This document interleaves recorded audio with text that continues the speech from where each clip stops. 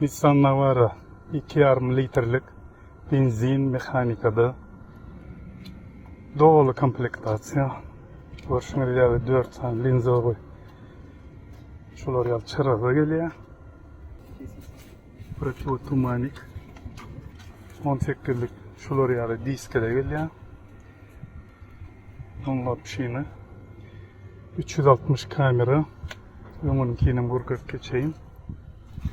Yine öňüň kamerasy. Açarda açılan knopkadaky funksiýa. Ýari elektrik paket polnosy. Bulut turguçlary na ýürüti kojadan edilen. Ýari elektrik privat ýürüt. Multimediýany hemme urukturucular şu yerde. Berde cruise kontrolü var. Stop pribor, monitor. Yine berde de yürütü stop start knopka, push start. Mehanika. Altı skorustu. Iň gowy salony, iň bir doly funksiýaly uluglaň biri bolup durýar. Eger kimde kim almakçy ýetlese, bize habar edeň. İyi fikir ýap.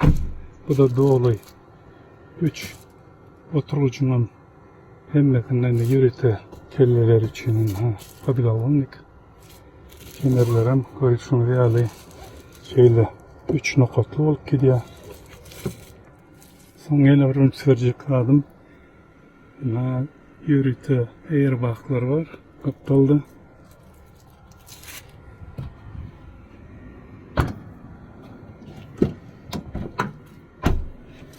Oturulgan oturuşta da airbag var. Berde de oturan ýürüte. Öňdäki ýolagçy üçin ýürüte airbaglar var. Şular doly hemme funksiýalarda. Ular hemme 4 tigirim hereketde. Polny privatny.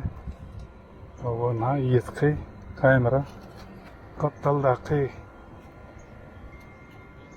minne üçin podnoşkalar.